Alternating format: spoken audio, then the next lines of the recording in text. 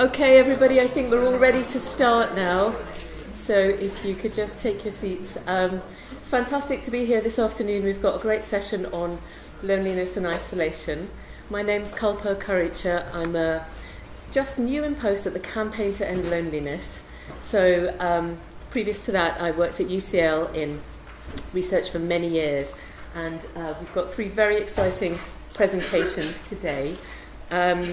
Alex is going to kick off with some research on older men's experiences of loneliness and isolation. We've got Pavani, who's going to talk about the experience of people with sight loss in care homes. And then we've got Bryn, who's going to tell us about a particular community navigator scheme for people with mental health problems, which we got a flavour of in the involvement panel just now. So let me just go through some quick ground rules with you. We're not expecting a fire alarm, so it's genuine. If you hear one, we will all go out the door we came in, I think. Each presentation is going to be 20 minutes long, and we'll take some questions for 5 minutes at the end of that. But what we're hoping to do is have time for a panel discussion at the end of the session too. So if you don't get a chance to ask your question, we can put it to the panel at the end. Please put your mobile phones on silent. We don't want any interruptions. And the session's being recorded as well, so I hope you're all aware of that. The hope is that it's going to be shared afterwards. So please speak clearly so everybody in the room can hear. We've got a nice full room, so that's excellent. I think that's all we've got for the moment. We're going to kick off now with Alex, who joins us from Bristol. And over to you, Alex. Thank you. Yeah, thank you. Good afternoon. My name is Alex. I'm a researcher at the University of Bristol. I've been working on the Older Men at the Margin study with my colleague Paul Willis, the principal investigator on the project. He unfortunately can't be here today because he's at the Social Work Conference in Belgium. It's in collaboration with Age UK, and it's a study that looks at men's experiences of seeking social engagement and combating loneliness in later life. So I'm going to talk about our Older Men at the Margin study, but particularly focus on single older men's experiences of loneliness, and particularly what they do to combat and alleviate loneliness today. So I'll give you a bit of a background and rationale of why we wanted to focus on men's experiences, tell you what we did and the research aims and design, and I'll present some key findings. It's quite a large study, so these are just focusing on single older men's experiences. So firstly, I'm going to conceptualise loneliness and social isolation. Loneliness has been described as the new social epidemic. Age UK suggests that over 1 million people aged 65 plus in the UK say they are always or often lonely. Loneliness is a dynamic concept, and there are variations of it across the life course. It is important to highlight differences between loneliness and social isolation. Loneliness being the subjective experience, and social isolation being the objective state, referring to the absence of contact with other people. The two concepts coexist, but can be experienced separately. Loneliness can be experienced irrespective of people's social networks. So those people with lots of people around them, in contact with lots of people, may still feel lonely. One does not always lead to the other, yet social isolation can be a risk factor for loneliness. Loneliness is often associated as the biggest problem in old age. However, it's not limited to old age. It can be a continuation of previous experiences from earlier life events, or can result from new experiences in old age, such as bereavements and being widowed. So why do we want to focus on men's experiences of loneliness and isolation?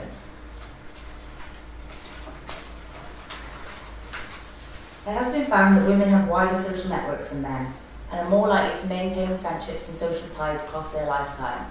As well as this, in heterosexual relationships, men are more reliant on their female partners to maintain friendships and social ties, socialising and social activities with other friends and family members. A greater percentage of older men, 50 plus above, report moderate to high levels of social isolation, and this is higher for those men who are currently single and living alone without partners. Older men are also reportedly less likely to engage in social organisations and day centres and activities aimed at older people, and this is for a number of reasons. This is often because they have this perception that these day centres or organisations are female-centred and women-dominated and often feminised. They think that these places don't offer engaging activities that can capture men's interests, such as industrious activities, hands-on physical activities, rather than just sitting down and having a cup of tea. There's also a lack of male staff running services and interventions, and this can sometimes be off-putting for older men. And on more of a socio-cultural level, it's the gendered attributes of independence and self-reliance that often prevents men from seeking help more generally. So they might be probably less likely to try out new things and speak to others. It's important, however, to note that being female has been reported as being a risk factor for loneliness, but this could be due to self-reporting, as women are more likely to report and talk about loneliness and social isolation than men. So, our Older Men at the Margin study wanted to develop an in-depth understanding of the formal and informal ways in which hard-to-reach or hidden groups of men seek to maintain social engagement in later life. We were interested in groups of men that can be seen to be marginalised and may have been previously missed from social care provision.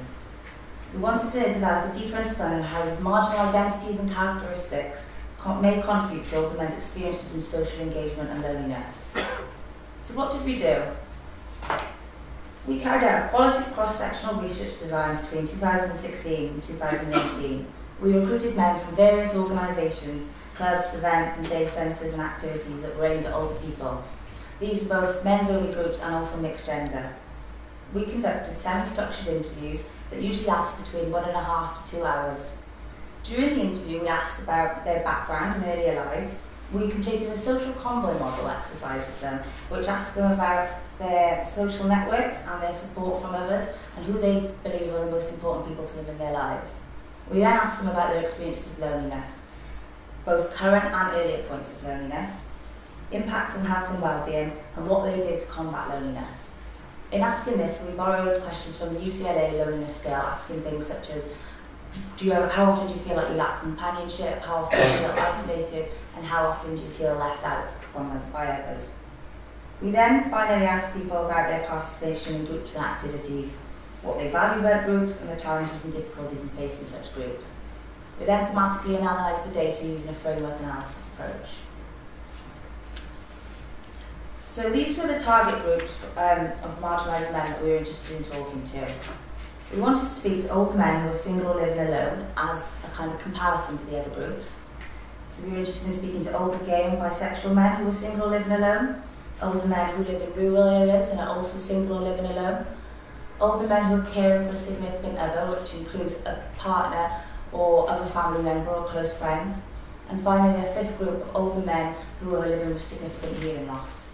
It's important to note that these groups weren't mutually exclusive and there were overlaps between them.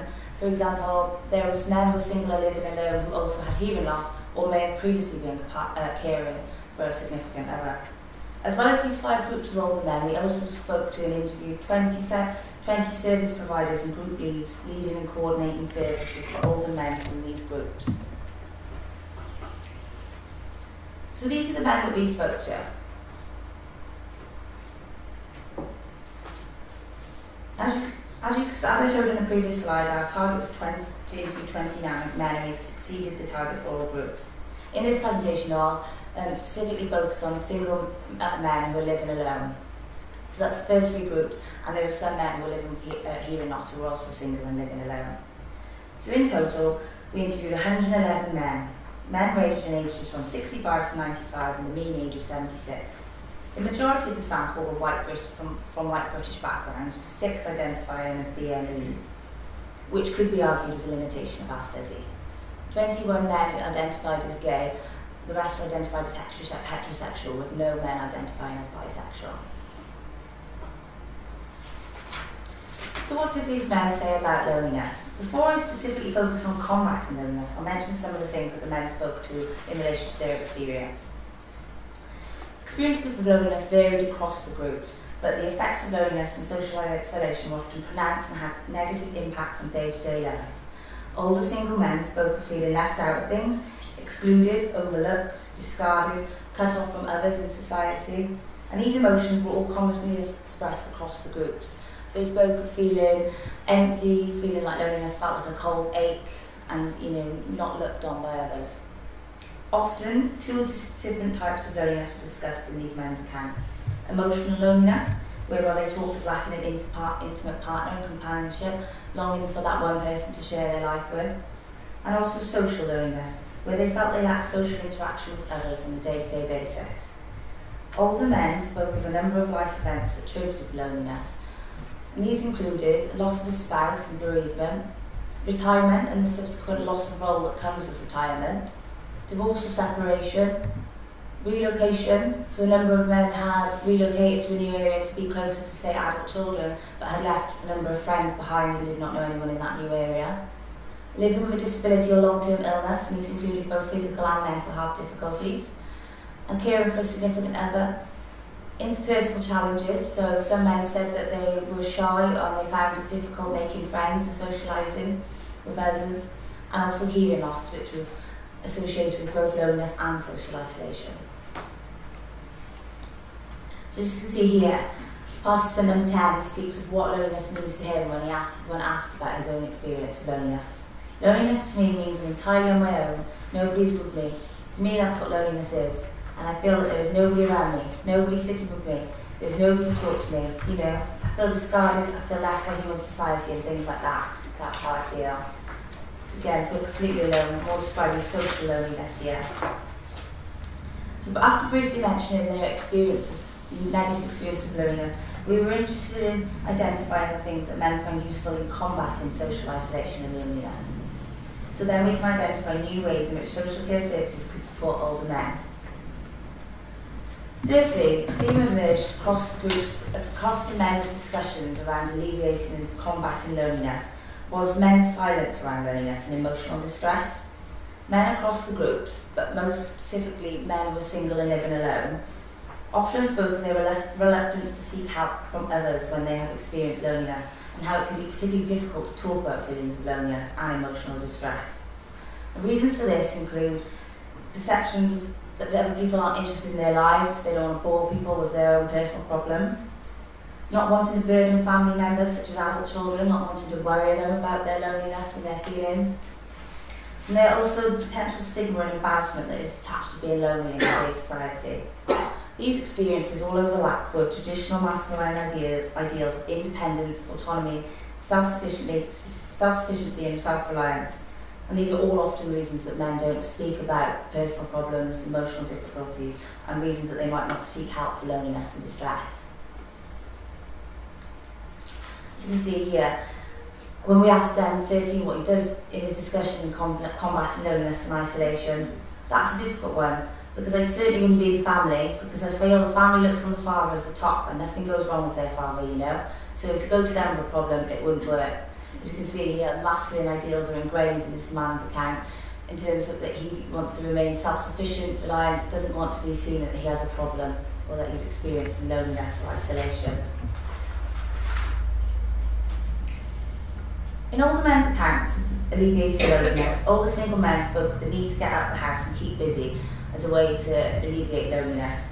Keeping busy involved a number of things, including groups and activities, but also solo hobbies, solo interests, or even just tidying the house, gardening, doing all these kind of sort of things just to keep busy and keep the loneliness at bay.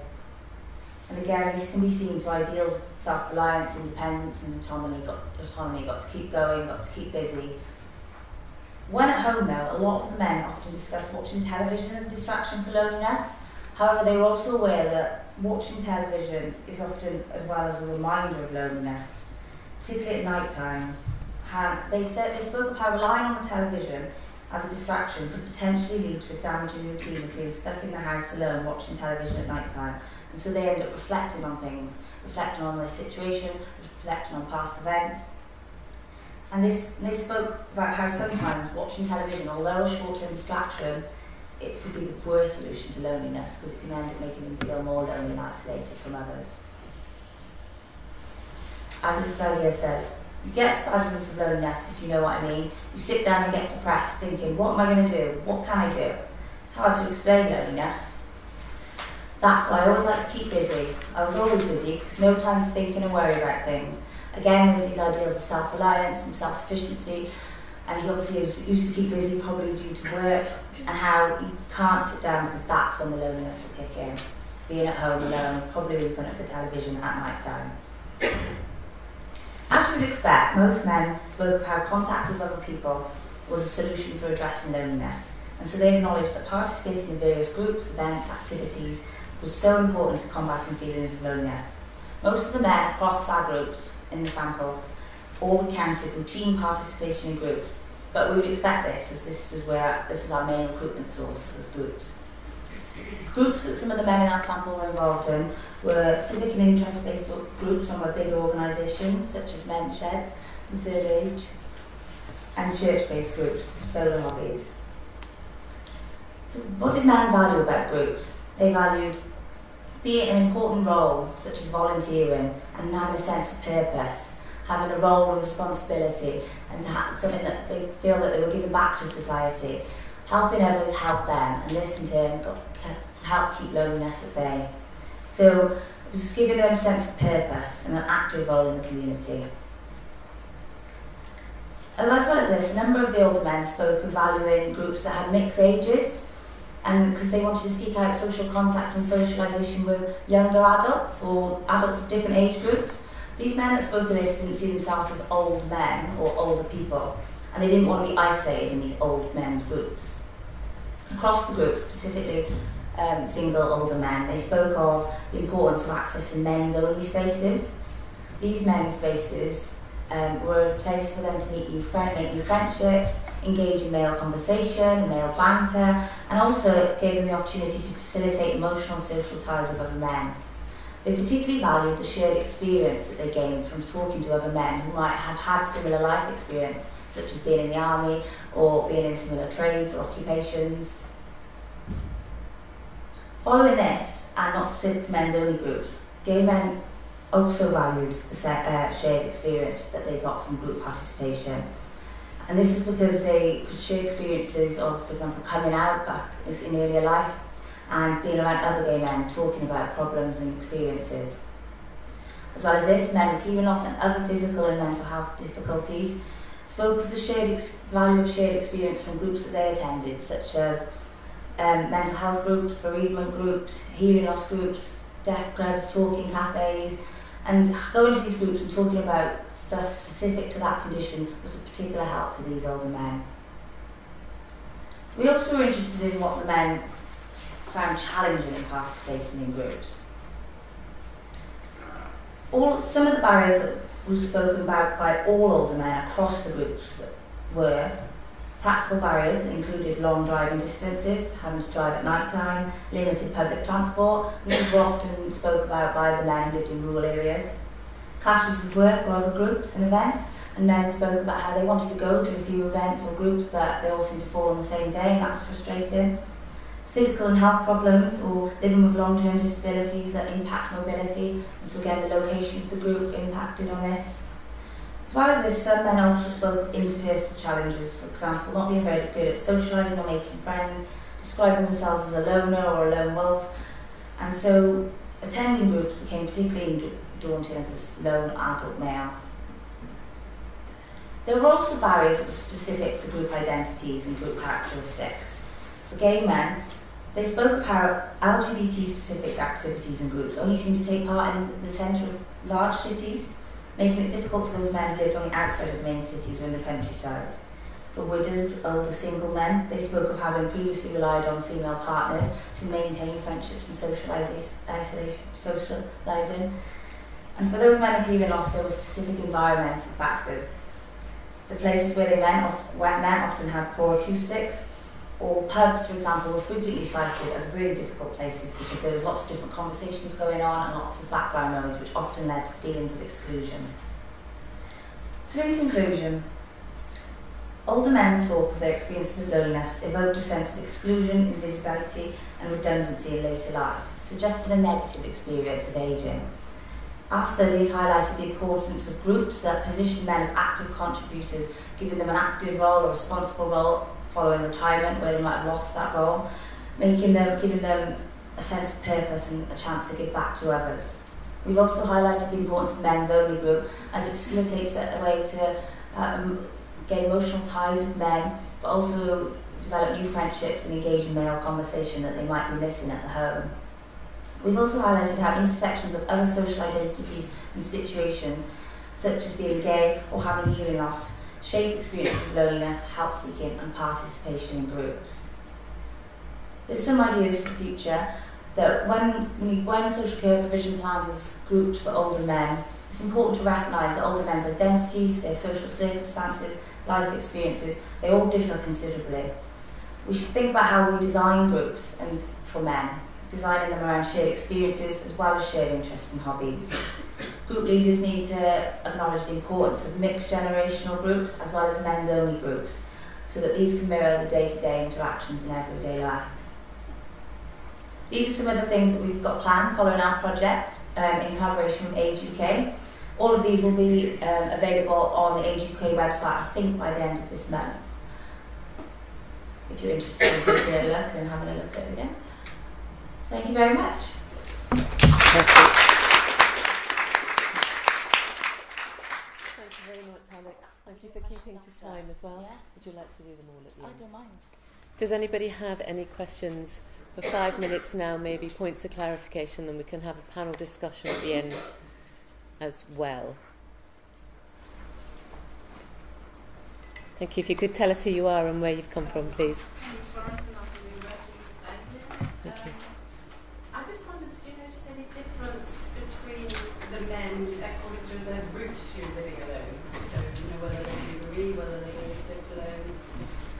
Yeah, those men who were bereaved and had lost a spouse, they were particularly lonely and spoke of the difficulties following that bereavement. Like a lot of them spoke about how they'd been with their partners for 50 or 60 odd years, and that was particularly difficult for them. More so than the ones that had chosen to be on alone, living alone, or had, say, divorced quite a while back or separated, so they'd had a chance to get used to living alone, and they were probably more engaged with activities. So yeah, there's definitely a difference there. And did you manage to unpick the difference between the loneliness and social isolation? I think there was more loneliness for those men who had been bereaved, and more isolation for those women who hadn't, because they weren't engaging with other groups and activities. Yeah, that's something to look at actually. But yeah, I think there's more loneliness for those because they've been used to the companionship of their partner that they've lost through bereavement. Thank you.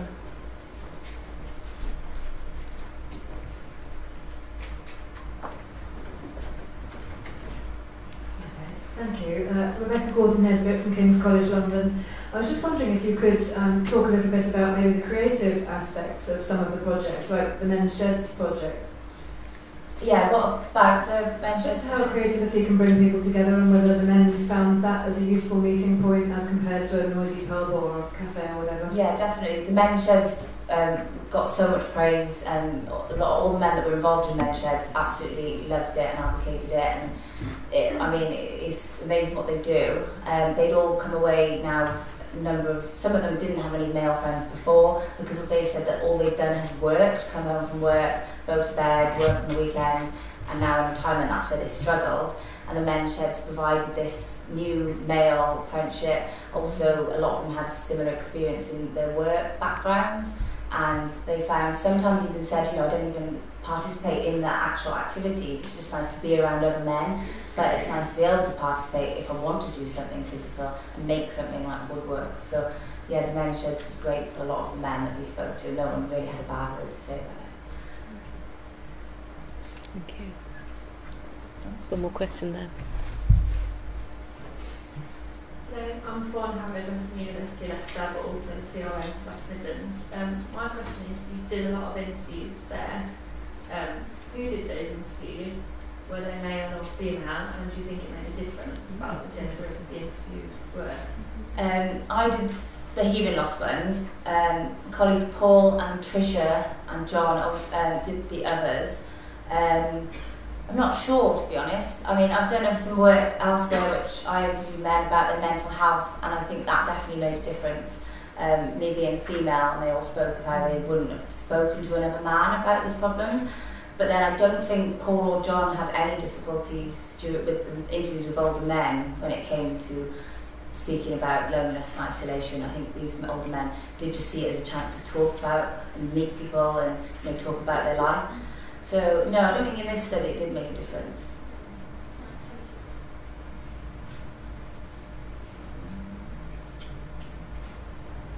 We'll take one last question and then we'll go on to the next speaker.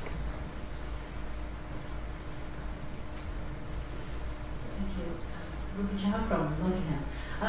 Very interesting study. Yeah, I would like to do a study like that myself, actually.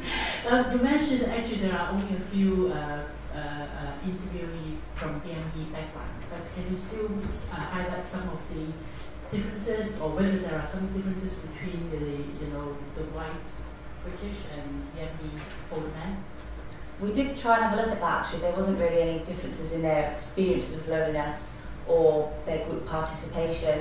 Some of them from BME backgrounds had participated in groups that were specific to BAME, and they found that particularly valuable going along to those groups that were for minority groups. But no, we didn't pick out any differences, and I looked at that, so no, I couldn't see any differences in their experiences of loneliness. I wondered if there were any differences in their masculine identity. You said that was a big part of their experience. Yeah, it didn't come up in us. I think maybe this was only 6, the small number. Okay, it's a small number. Yeah. Okay, I think we'll stop there. Great. We'll thank Thank you Alex very again much. for a fantastic presentation. Thank you.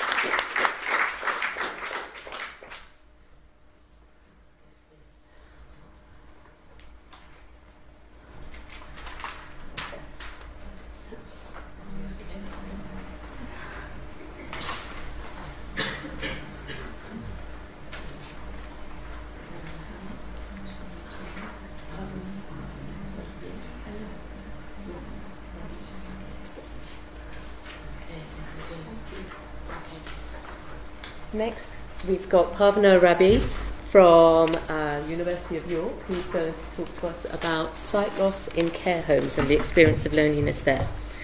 Thank you, Pavna. Okay, thank you very much. The paper I'm going to present today is based on the findings from a recently completed project at York University, which examined isolation and loneliness for people with sight loss in care homes. And the project involves some of my colleagues from York University, Yvonne Bergs, Rachel Mann, and Mark Wilberforce, and Sinead Cragen was the Commissioner of Adult Social Care from Leeds City Council.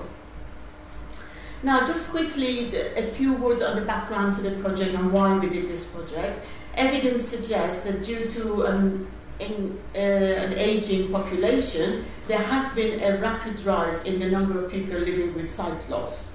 And according to an estimate from the RNIB, half of all the residents in care homes have some kind of sight loss. Now, research shows that both living with sight loss and admission to residential care are both correlated with isolation and loneliness, which can result in increased risk of depression and reduced quality of life.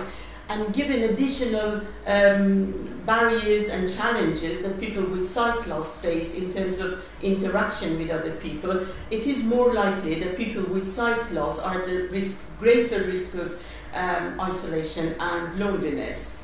Now, loneliness is increasingly recognized by both policy and practice as a public health problem that needs to be addressed.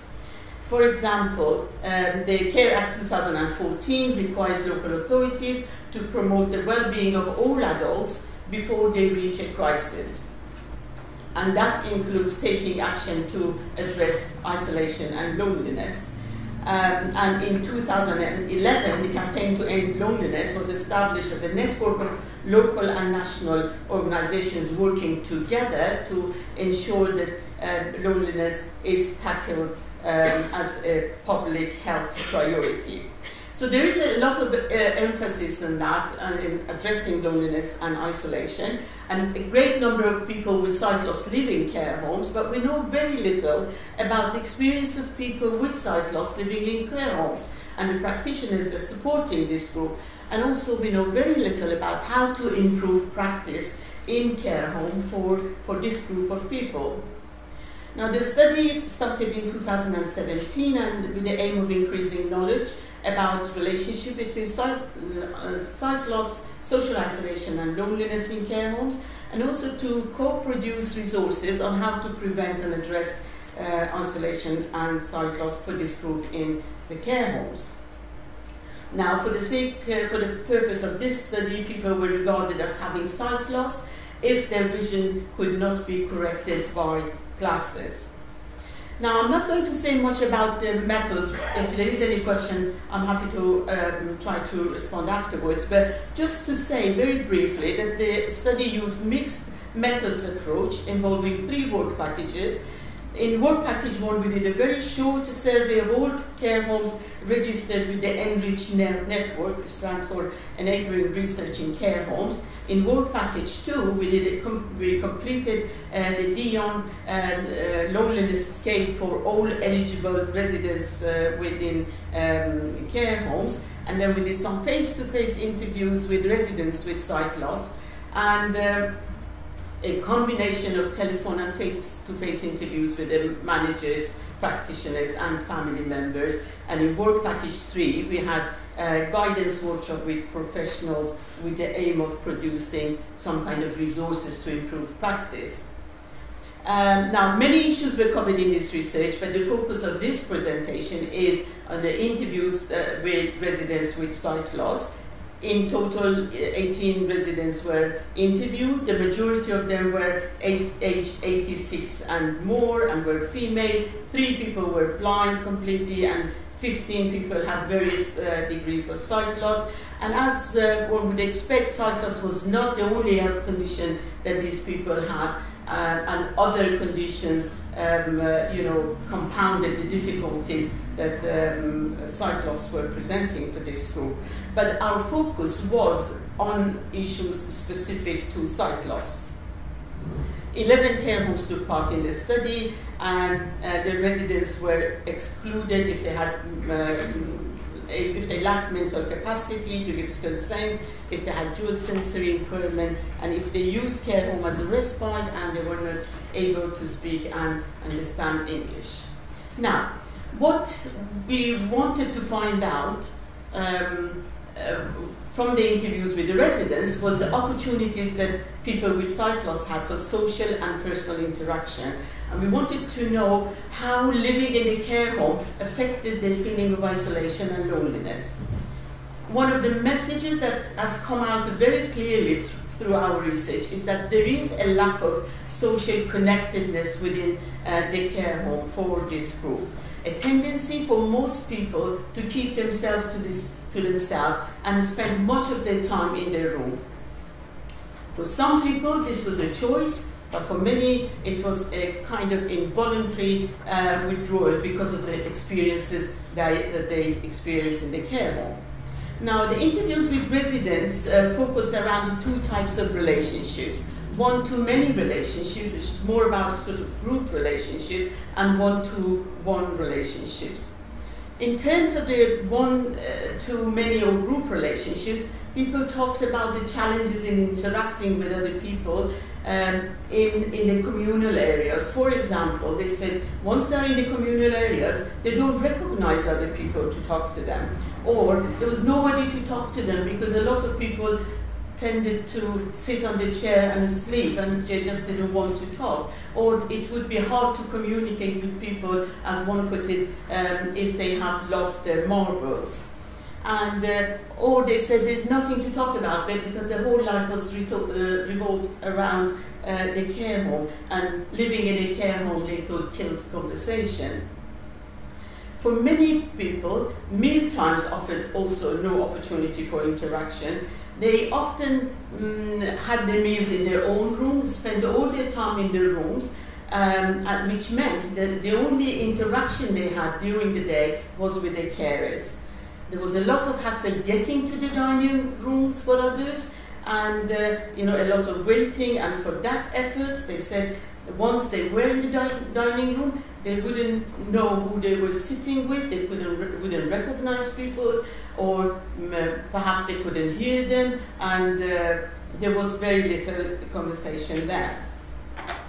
Now, similarly, most people said they didn't take part in the activities for the obvious reasons, and there were activities were inaccessible, like playing small cards with small numbers, or the activities were boring, like playing dominoes, or not interesting really, like handling snakes and spiders. So we've never been interested in those. Why should we be interested in those now? or they were not challenging for them. Now, communication with the carers also appeared to be very limited. They said that, you know, the carers don't realize the need to introduce themselves every time they come to talk to us. Or they said they would leave the activity room in the room, and they would assume that people didn't have any problem to find the sheet and understand and be able to read that. So often they didn't even know what activities were going on in the care home. In terms of the one-to-one relationship, most residents classed other people as just acquaintances, and they thought friendships were superficial because they had nothing in common with people, no common interests, no meaningful conversations. All they talked about was silly things, and just talk about the weather and their past. How much can you go on talking about your past? And most had maintained close relationships with their families, but not everybody did have families, and some people had families who lived far away, and the only way they could contact them was if they had adapted phone, but not everybody, most people didn't even know that they existed. So, based on what I've said so far, what people talked about was, sort of suggested some practical tips and stuff that care homes could do or could pay more attention to in order to encourage greater opportunities for interaction. For example, carers introducing themselves, or thinking about more accessible and stimulating activities, or offering help with reading, or making communal areas more accessible. However, what has come out of our analysis very clearly is that although these tips could make life easier for people with sight loss in care homes, they don't really stop people with sight loss feeling lonely, because on their own, these are not answers to why they felt lonely in the first place. So we thought we had to be clear about how people articulated loneliness. So what we did was we unpicked what people said to us in order to find out what they saw as being lonely. And broadly speaking, the people we spoke to fell into two categories. In a small group of people were quite satisfied with the low level of social contact. They didn't complain about it. And they felt like, we just get on with their life and we don't think about that. And they gave different explanations for that. For one group, it had to do with who they were, their personality, personal outlook. And like one person said, I've never been one for going out, so why should I think about that now? And somebody else, other people talked about, not expecting anything like that from the care home, because they came into the care home to be looked after, and they were being looked after. So that was okay, they didn't think more of it. And others talked about, in this small group, about accepting the fact that they spent most of the time on their own. They're used to it. Before coming to the care home, for years they lived on their own, and it wasn't anything different in the care home. Now, the other group, which was a bigger group, expressed a feeling of isolation and loneliness.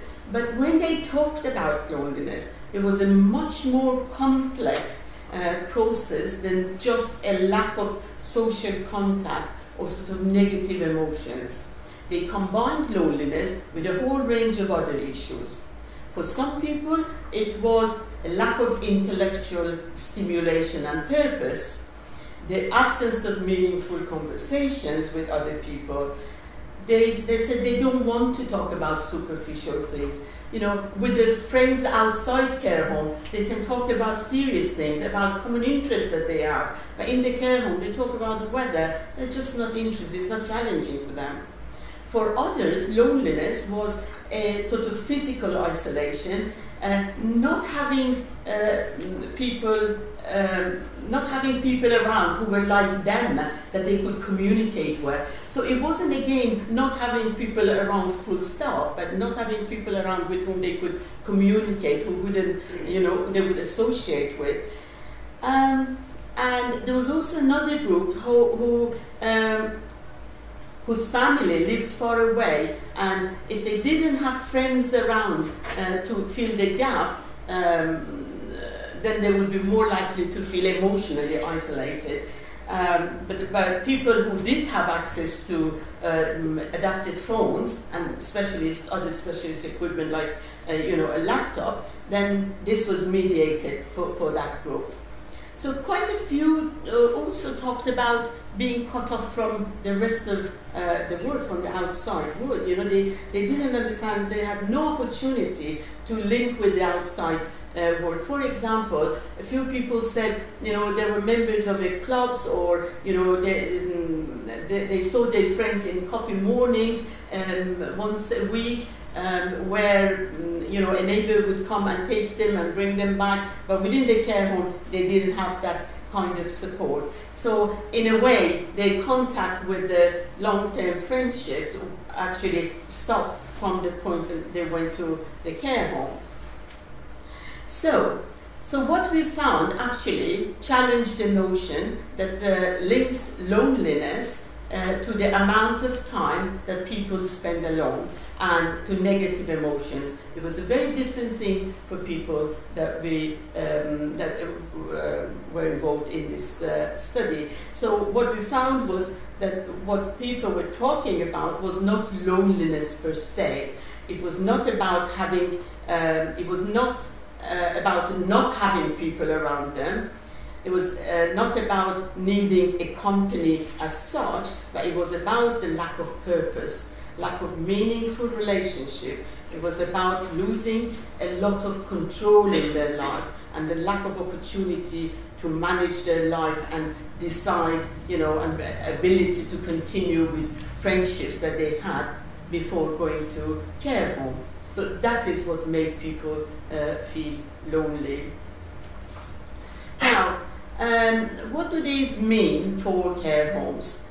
There seems to be an implicit assumption that care homes should provide a Disney-style resort with full range of activities. They all talk about activities. We've got 20 activities, we've got 50 activities. And they feel like, there is a sort of pressure on care homes to solve the loneliness issues within the care home. If they don't do that, then it would label them as failing. What our findings suggest is quite the opposite. It suggests that taking an insular approach and focusing only on top practical tips that I mentioned before do not always end loneliness. For some people, there are a lot more fundamental issues when it comes to this group that need to be addressed. What is needed is a rethinking approach, a more sort of asset-based approach to how people are supported. This is about thinking more outwardly and making a more imaginative use of the resources that are already there in the community. Now, working very closely with the residents has to be the starting point. Appreciating that everybody is different and trying to find out individual preferences and aspirations, what kind of things people need help with, and how would they want to spend their life in a meaningful way. And that might be very different for different people. Also, there is a need to be more agile in terms of identifying shared interests and aspirations. And one way to do that would be to find from people, what did they do before they came into the care home? And if, for example, there are 2 or 3 people in the care home all interested in the same thing, then we think that's what the care home needs to focus on. And also remembering that those things don't necessarily need to happen within the care home. They might already be outside, so it's just about linking up with those kind of support there. One example that we found was listening to newspaper. It was extremely popular for people with sight loss, but that only happened in the one specialist sight loss home that we interviewed people. Others weren't doing that, and it was supported by volunteers. So that's something that care homes could probably do without much hassle. Now, building on people's existing social network is another thing, and helping people to maintain their relationships and the social network that already have. So rather than trying to convert acquaintances into friendships by force, let it grow organically. This is about matching people up with activity groups with similar interests outside the care home. So if somebody has a social network already, the care home should try to make that continue. Developing strong links with community-based services and making better use of local resources, especially volunteers and one-to-one befriending schemes that can help not only by offering companionship, but also helping people to get out more and to access social clubs that are important to them. And finally, linking with sight loss services. I mean, previous research that I was involved in clearly showed that vision rehab services are very effective in helping to reduce isolation and loneliness for people. But those services are predominantly offered to people who live in their own homes. One thing care homes could probably do is work closely with them in terms of getting advice for the carers, how best they can support residents with sight loss, or even information on specialist resources that are already outside and in the care home people are not aware of it, because they do make a big difference to this group. So all these are about creating an environment that enables people to have more control over their life, to mix with the kind of people they like to mix, and to do more of the things that they are interested in. Now, some conclusions. I've already gone through this, but just to sum up, there is a lack of social connectedness among this group within care homes, and the relationship between isolation and feelings of loneliness for people with sight loss is in no way a straightforward relationship. So top tips, not always answers to why people feel lonely. Loneliness is a lot more complex process than just the lack of social contact and negative emotions. So interventions, because interventions a lot tend to focus on increasing social contacts. So interventions that merely focus on increasing social contacts really tend to miss opportunities to reduce loneliness for those groups of people whose perception of loneliness differs. And all of these are not obviously easy, especially under the current economic constraints. But more imaginative use of resources and appreciation of outside links can make a difference, a big difference, even within the current economic climate. Thank you very much.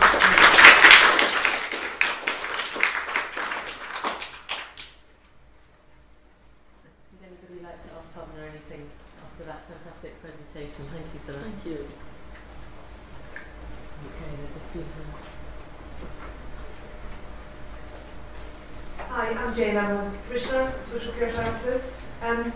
Really interesting presentation, and I was just wondering, is there any evidence out there, I don't know, around people with other sensory impairments and their experiences in care homes? Sorry, say it again, but sorry, I didn't get you. Just speak a bit sort of louder and slower, please. Yeah. Do you know there's any evidence out there with regards to people with other types of sensory impairments and their experiences in care homes with regards Other to impairments? social isolation? Is it Other sensory impairments? So, for example, people with hard of hearing, or people generally in the kind of care home environment, in terms of, do people with a visual impairment experience worse loneliness or more loneliness than others in the care home, or those with a hearing impairment? I just wondered whether you've done any exploration of that in your study. I'm not aware of anybody else who's looked at vision impairment. So, sorry, I didn't quite get the question. How does your work compare to other people in care homes who may have hearing impairment? Or Right, other okay, types of, right, yes, yeah. thank you. Well, a lot of the research that we have come across is on older people. I mean, that's one of the things that, I mean, obviously I didn't have, there wasn't room to mention that, but it's either on older people full stop or on people with vision impairment and the experiences of life in care homes. But nobody has actually looked at loneliness for people with sight loss in care homes. And I haven't come across other researchers on loneliness with other impairments. Yeah, I was just curious as to whether all older people in care homes lonely and isolated, or is it particularly substantially worse for people with a visual impairment? Many of these experiences would apply to those who didn't have sight loss. Yeah, that's.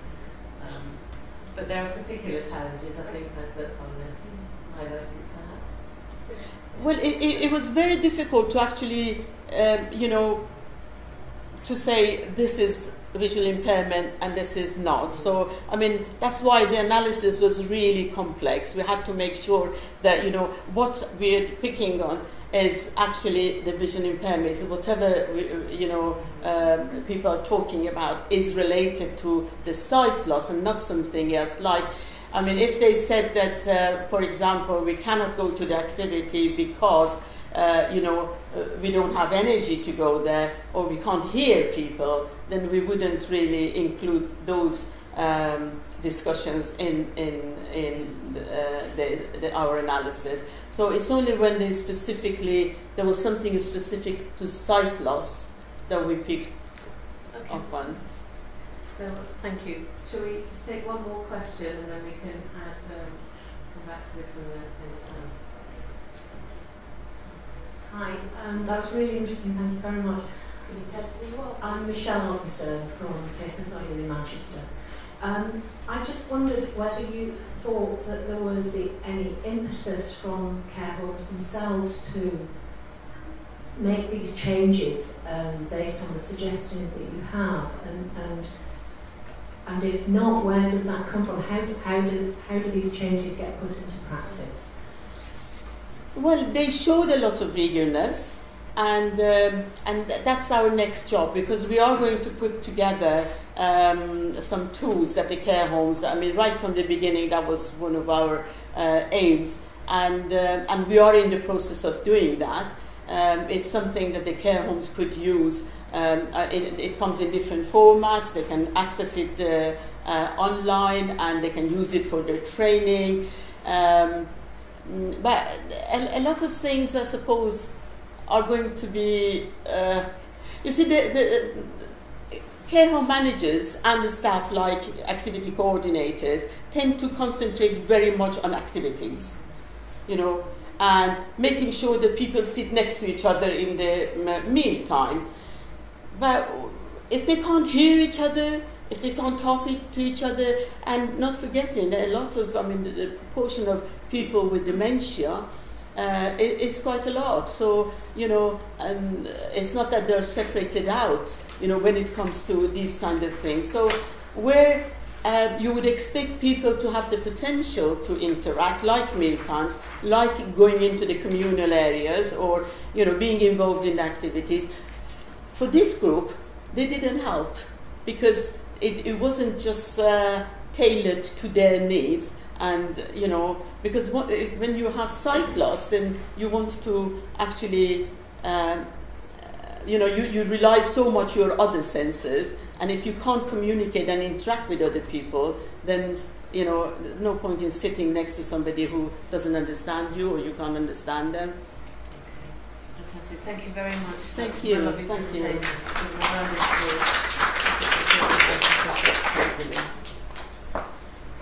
Okay, let's just pull this last presentation up.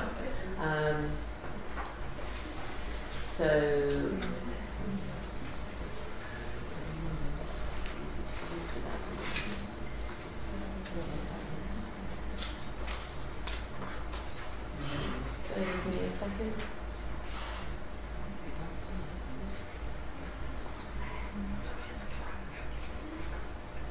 I'll introduce myself while we're waiting. Hi, I'm Bryn Lloyd-Evans. I'm going to talk about this completed SSCR study, the Community Navigators study, today. One of my colleagues on that Nick talked a little bit about in the involvement session earlier. That looks like the last slide. Yeah. One of my colleagues on this Navigator study, Vanessa Pinfold, had previously led work which involved interviewing staff in community mental health teams about their thoughts about loneliness and social relationships and mental health and how they were related. And the staff, thank you very much, that's great. Sorry not to introduce Bryn, he's from UCL and he's going to talk about the Community Navigator scheme and he's doing a grand job himself, so I'll let me carry on. So mental health staff, typically from all disciplines, would say this is a really important area. People making friends, people feeling socially connected with their communities and included. Relationships, these are important things that are helpful for people's quality of life and their mental health, and somebody should help people with this. But I don't think it's our job, for a whole host of complex reasons to do with time and the competing demands on staff's time, with their perceived professional role, with what people saw as the priorities they were being given by management and services. So faced with that sort of issue, really, this gap in something that's needed but not being provided, I guess you've got two choices, isn't it? One is to then try and change culture and practice amongst the staff team within mental health services, which brings one set of challenges, or to bolt on something kind of additional and new, a new resource that can meet that gap and specifically focus on this area of social relations and health. And it's that second approach really was the one that we took in this Community Navigators study. So I'm going to talk today really about just what the program consisted of, which was developing this way of trying to help people with a specific new group of staff, community navigators in teams, and then the sort of first testing out of that we did. So here were our kind of starting points. This is stuff we know from previous research. We know that people with mental health problems are commonly lonely. And we know that if you've got a mental health problem and you're also lonely, that's not great for your prognosis. The chances of making a sort of full and speedy recovery are lower. We know from this research I was talking about, Vanessa's research, that loneliness and social connections are often not addressed as much as they might be in services. And we know that we don't already know what to do about this, that the sort of trial evidence base for interventions for loneliness in any context is not all that robust. And there are very few indeed in the sort of context of people with severe mental illness. We do know that there are sort of reasons why the experience of having a mental health problem and the societal reactions to that might cause some sort of specific drivers of loneliness in this group. So first of all, in thinking what might be done to help people with serious mental health problems in secondary mental care, well, first of all we thought we'll target our study on people with severe depression or anxiety. And the reason for that, I think, was partly we know that that's where the evidence is strongest, that loneliness is connected to mental health outcomes. So there's really good reason for thinking if you can do something to help with loneliness in this client group, one might help with recovery. We wanted to use a sort of social asset-based approach, and there's a variety of reasons for that. I think there are also sort of real merits, and we need to find out more about tailored psychological approaches for loneliness, but that's a different study to ours. And we wanted to test it really whether this sort of package of support that we were putting in place could be helpful as an addition to standard mental health care. So we didn't really just want to test whether something is better for people who are not getting any support at all, but really can this make a difference to people who are already getting the kind of community mental health team package. And we at least sort of aspired to really build on and be informed by the evidence from lived experience and from practitioners as well as from researchers, and deciding first of all what to do and then setting up the study. So a lot of people involved. These are some of the people who were involved right the way through, and thank you to all of them. And really want just to say that I'm going to sort of zip through in this study, first of all describing what the program was, the Navigators program, and then talk about the trial that we did. But we didn't just sort of pluck it out of thin air, and SSCR were generous enough to sort of fund enough time that we had quite a bit of thinking time at the beginning, so we were able to kind of look at the research evidence, look at existing programs and get people working in social prescribing schemes or other loneliness interventions to come and talk to us about what they did, and talk to sort of service users and staff as well. And then we were able to have a sort of preliminary testing phase once we got a sort of program together to give it a go with a small number of service users, get their feedback, get feedback from the navigators about what worked well and what didn't, and try and refine it a bit before we launched into our feasibility trial. So here's really the gist of what our community navigators tried to do when they were working with somebody who recruited for our programme from a mental health service. So there were three main stages really. First of all, the navigator would try and work out with somebody what their social world was, what are the kind of people, places and activities that they know or they like doing, things perhaps that people used to like doing, have stopped, or friendships people used to have which have dwindled, or things that people would like to do in the future, to get a sense of who this person is, what their personal identity is and how they think they fit into their social world and what kind of social assets they've already got. The second phase is then trying to sort of work out, well, okay, what's going to move on to sort of increase your social connections and perhaps kind of reduce loneliness, and to try and set some specific goals to make it a kind of action-based project. And then the third phase was we tried to build in enough time that the navigator would then have time left to actually support people with putting this plan into place and then dealing with the consequences when things didn't go to plan, as inevitably they don't always. So it's not just a sort of signposting, here's where you could go program. It's actually the navigator then thinking through with people what are going to be the barriers to you sort of doing this. You give it a go, it didn't work as expected, why not? What might we try again? And I'm just going to talk through a few of the sort of key elements of this. So here are our team of navigators who delivered all the work. In recruiting people, we wanted, as with any mental health or any intervention in any walk of life, really, we wanted nice, kind people, and I think we got those, but we also wanted people, specifically we weren't looking for people with kind of mental health clinical experience who'd worked before in mental health teams. So all of our navigators actually did know quite a bit about what mental health is about, what having a mental health problem might feel like, either from working with people or from personal and family experience. But more than that, they had kind of experience of working in their communities, about setting things up, whether that's community arts projects, whether that's working with refugees, whether it's doing community football teams and so on. So those kind of things about connecting with people and including people in sort of non-mental health settings. And we really wanted people to work in a kind of positive, focused way. So the training we offered really focused on a solution-focused approach about trying to work with people about what they can do. So to break down goals into small steps that do seem possible. So we had this idea of solution-focused therapy talks about problem-free talk. So you don't focus in on all the deficits and the things that are really difficult in people's lives that are probably really long-standing, but you try and focus on, well, what is possible? Where could we move things forward that might help a bit? This is an example from Vanessa Pinfold's previous work of a network map, so people, places and activities. The colours mean nothing in our context. This was from their previous study where they tried to rate them as positive or negative from well-being. We didn't do that, we just wanted to get a sense of people's social worlds. So people would start off with their kind of current map. You might then build in things that used to be in it or things that might be in it in the future. And this could be kind of iterative, so you could come back to it at the end and see what had, if anything had changed. And here was just a sort of really trying to be sort of simple and not look too like a sort of daunting long document or plan, but a sort of a quick plan for making some goals about what the person was going to do, what support they'd need from the navigator, and what the sort of steps were towards increasing social connections and doing things that might help with feelings of loneliness.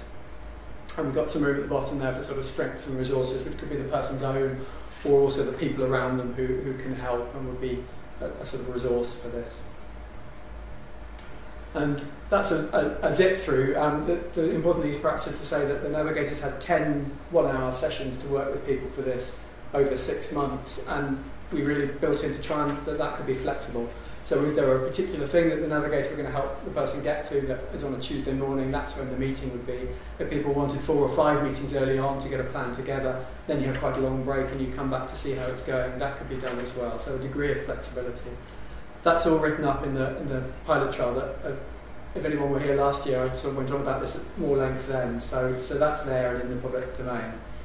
And I'm going to talk just for the rest of my time, if that's okay, about the trial that we've kind of completed now and how that went. So really we wanted to have another go at testing out this intervention and see whether it seemed to work okay and people seemed to like it. And we did it within the context of a randomised controlled trial, not at this stage because we're going to find evidence of effectiveness. This trial is too small to tell us definitively this is an effective intervention. But it will also tell us, could we do a trial? Is this something that actually we could go on to evaluate in a bigger trial? So in this study, we then recruited 40 people from mental health services, so community mental health teams in Barnet, Enfield and Haringey, or the sort of secondary mental health services specifically for people with depression or anxiety in Camden and Islington, who were already receiving sort of care coordination from a social worker or a psychiatric nurse and outpatient appointments, and some people were also getting psychology treatment.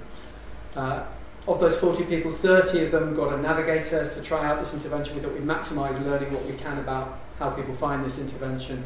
And 10 people didn't get the intervention. They were a control group, so we gave them a booklet with some local resources, but they continued getting the care they were getting from their community teams, as did the treatment group.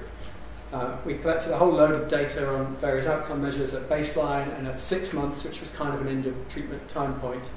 And we did some qualitative interviews with the people receiving the intervention, but also the navigators providing it, some of the social workers and occupational therapists in the team who were supervising them, with care coordinators who were also working with the participants, and with some of their family and friends. And the main things, as I say, that we were trying to find at this point was actually, could we make a trial work? Could we recruit and retain people in this trial? Could we deliver the programme as we'd intended? And then, most importantly, at the bottom, did anybody think it was any use? Did people tell us that it was helpful and acceptable? And did we get the idea that people liked it and it's a goer for sort of evaluating more thoroughly in the future? So I'm going to go through really quickly now what we found. First of all, here are the people who took part. So we got our 40 people fairly rapidly, as I'll go on to. That wasn't too tricky. 70% female, quite a sort of good mix of different ethnicities. So a few of them, half were white British, and 80% had a primary diagnosis of anxiety or depression. Although, as I learned from this, people acquire a lot of diagnoses over the course of their mental health service contact, for sure. They're a pretty sort of socially excluded lot, I think you could say from this, that so only 2 people out of our 40 were in paid employment, and only 1 was kind of married or cohabiting. The rest were sort of single, either always single or divorced or widowed. And here were their scores on 2 of the measures. I'm not going to go through the whole load of battery of outcome measures we did, but we used the De Jong-Gierveld loneliness scale to sort of assess loneliness. And people scored 11, which is the top of the scale, basically. So they were a really severely lonely group of people. And just as an aside to that, I think one thing that I'd learn and take away for next time is I won't be using the De Jong-Gierveld scale again, I think, with kind of seriously mentally ill people who we think might be severely lonely, because there's a real ceiling effect here, that more than half our population were off the top of the scale. So there's a problem there with that in terms of if you're working with a population who are kind of severely lonely. They were also severely depressed and also scored similarly highly on the anxiety measures. So it's quite a sort of some real difficulties with kind of mood and also with loneliness. And I'm going to go through some of the outcomes here. So here were the sort of feasibility outcomes, which I guess were the sort of primary things we were looking at in terms of, can we make this trial work? First of all, could we recruit people into the trial? So we got 61% of people were eligible. People were generally not eligible either because they were using crisis services or because they were planned for discharge very soon. And we had, unfortunately, excluded a few people who didn't speak English and didn't understand English fluently. We didn't have resources to deliver this for them. But this second stat I'm quite pleased with. So in a mental health context, I think that's pretty good, really, that kind of more than half of the people who were eligible said, yeah, they'd like to take part in this. And we'd certainly worried that people might be either so severely depressed or so have high levels of social anxiety that they felt, actually, this feels unbearable, the idea of somebody bouncing into your home and encouraging you to go out and do new things and meet new people. And it was reassuring that despite people finding this challenging, an awful lot of the participants were up for giving it a go. Could we keep them in the study? Yes. So nobody dropped out and withdrew through the study. And we were able to sort of follow up at the end in terms of our self-report measures, so we couldn't just get nice data from patient records. We had to actually follow people up physically and get their depression ratings at the end and their loneliness ratings, but we managed to do that with 88% of participants, so that was not too shabby. Did people sort of stick with the intervention? So yes, they did, I think. So we set what arguably is a fairly low bar for sort of treatment per protocol. We said that if people have had at least 3 sessions, then they've meaningfully sort of met their navigator and had a chance to do something. And 80% of people hit that threshold. So in terms of that kind of basic feasibility criteria, we met it. I'm going to say a bit more about actually how the intervention was delivered, though. So out of those 24 people who made at least 3 sessions, they then attended an average of 7 or 8 sessions each. So they were getting most of the way to their 10. Network mapping was completed with everyone, so we were pleased about that. This kind of mapping people's social worlds with them happened. And a written plan happened with nearly all the people, so 21 out of those 24. Where it didn't, I think the navigator said that, you know, actually goals were agreed, but this was done verbally rather than making it onto paper. I should have mentioned earlier, we bolted on a sort of brief element to this as well, where we sort of set 3 groups up that were fairly unstructured for people to meet each other, share their kind of ideas about what was on locally that might be useful, and hopefully, ideally, sort of meet people with some common interests who might become a friend. And fewer people, as perhaps we anticipated, attended those, but half of those people made it to those groups. And the last bit I was quite pleased of, that 64% of these meetings took place not in someone's home and not in the mental health service, and 37% involved contact with someone else. So it was not sitting down with the navigator talking about things, it was going and doing things actively out there in the community, which was as planned, really. So quantitative outcomes, these are kind of, I don't want to oversell these because it's a tiny sample and none of them is significant, as we knew they wouldn't be. But basically here we are, here's loneliness, and this went down a bit more in the intervention group than the control group. It looks better when you break the loneliness scores down more, which is not what we said we'd do, so this is a bad slide, but I put it in because it looks good. And here's the depression and anxiety outcomes, which again, you know, on face value look promising, and basically those drops in the intervention group on PHQ is the depression score and GAD-7 is the anxiety score. Those reach the kind of established clinical threshold for what's a meaningful change. So there's hope that it's actually doing something useful for people in terms of mood. What we probably learned more from is the kind of qualitative interviews at this point. What did people actually tell us worked well? What was difficult? What did they like? What didn't they like? And so on. So we've got a 2-stage approach to analysis. The first was deductive. So we had this framework with 7 domains of acceptability, and we just looked at kind of what people said, and we tried to fit it into those domains about, is this an acceptable intervention? And we're going on to do a sort of more in-depth analysis, looking in more detail about people's experience, which is sort of almost finished now. I'm not going to sort of show you masses of themes in all these domains because we're running short of time, but I did just want to, there they are, lots of them if you're interested, which is in the pack. But I just wanted to look at 3 things that I think are sort of some mechanisms by which the intervention may have helped people. And the first is this wasn't set up as a sort of befriending intervention or a peer support intervention where the relationship is key, but nevertheless, as in all mental health care, actually this kind of therapist alliance, how well you get on with the person you're working with really matters. And I think people did find our navigators really kind of helpful, friendly, positive people whom they could relate to. And even to the extent where people felt they better give things a go that were on their goal plan because they didn't want to let their navigator down. This seemed to come through a lot. I think that this was in a lot of the interviews really, that even where people hadn't yet achieved all the things in their plan or made all the meaningful additions or enhancements to their sort of social world that they wanted to, people felt it was more possible really, that they said, I know more what's out there, I felt I could do things, when I gave it a try it wasn't quite as bad as I feared. So there's that sort of sense of confidence and a bit more sort of hope and self-efficacy that things are positive in the future. And we don't know how this intervention will go on, whether it goes on to have any effect, but this gives me some hope that actually people might build on what they did within the sessions. And this last one ties on to, I think, something in both the previous 2 talks, actually, which is about, actually this worked really well where it enhanced people's social identities. So social contact for its own sake doesn't do it. What people want and need is some social contact which actually feels a good fit for them, where they feel they fit in, and it enhances people's sense of who they are and their sense of self, and they feel they belong. And this second quote about the artist is one of my favourites, really, where sorry, the artist and actress, yeah. So, you know, for her, it's really, she's gone and done something which has expanded her sense of who she is, really, and who she can be, and the person that she always was. And that's, I think, where our navigators work really well. They found something bespoke that worked for the person and encouraged them to do that. So really, I feel very positive at the end of this study. I think that we've done most of the things a feasibility study was set out to do. We've shown we can run a trial, recruit and retain people in it. We've got a sort of manualised intervention now that's set out with a training manual and a theory of change. We've shown pretty much we can deliver it as we intended to, and that people could stick with it despite being a sort of severely unwell group.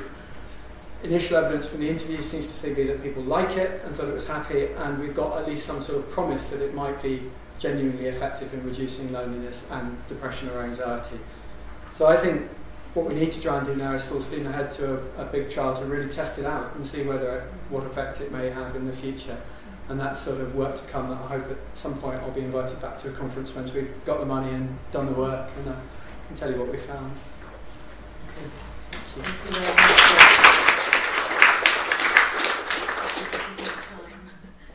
Okay, that was a really interesting presentation. Any questions? Oh, thank you. Yeah, thank you for the presentation. I suppose I'm then slightly unclear because you've used the phrase treatment, healthcare intervention, social care intervention, in addressing loneliness, and I appreciate it's sort of doing all those things. But I suppose for different audiences, some people might feel calling this a treatment. They might kind of recoil about that a little bit. I suppose that's just an observation. I was just wondering whether you could say a bit more about the community navigators who employed them, are they volunteers, are they part of the mental health team, where the funding came from. I'll tell you really sure. I take a point about treatment. That's me lapsing into researcher clinical language. It's not how the programme was described to the people taking part, for sure. Community navigators were employed by mental health services and supervised within it, so they were a kind of new staff group within the mental health service. So the NHS had to stump up the funding, the NHS trusts involved.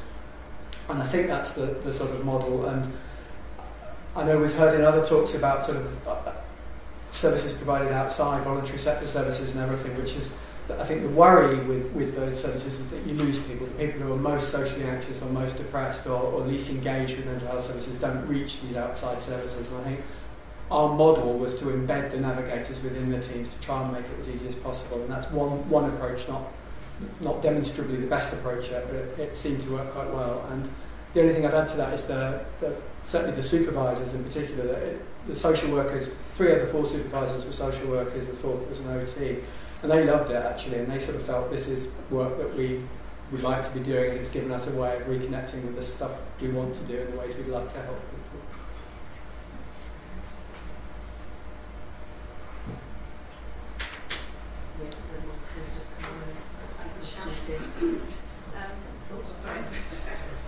Who was responsible for designing the Community Navigators programme? Was it the working group or the research team or the local authority, the services who employed?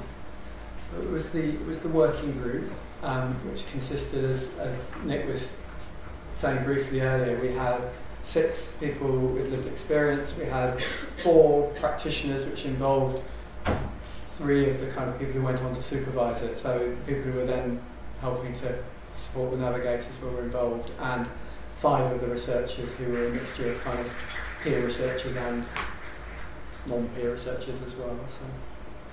And are those community navigators still working, or they're just for the duration of the research? No, it's funded with excess treatment costs for the trial, and it's the pity of all these things, isn't it? That you have something that works well, but then the funding runs out, so they've gone on to other things, and it's not running in services now. I was just wondering whether you followed them up later on. So it's literally after the 10 weeks you repeated the measures. So we repeated the measures at 6 months, but that's end of treatment. So you're absolutely right. That's a big limitation of what we've done. We don't know 3 months later whether things were back to where they were. What length of outcome would you? Can I just add to that? What sort of outcome follow-up would you plan for a full trial? So I think we'd want to follow up people again at, say, at 1 year, so 6 months after the end of the programme, really, so that you can see whether any benefits are sustained or if people have gone on to more. I mean, that was your case for. Yeah. Okay. The other group's trying to escape. It's the only way out. So we have actually reached full time. Can you just join me in thanking all our presenters this afternoon? Really fantastic work around loneliness and social isolation. So thank you.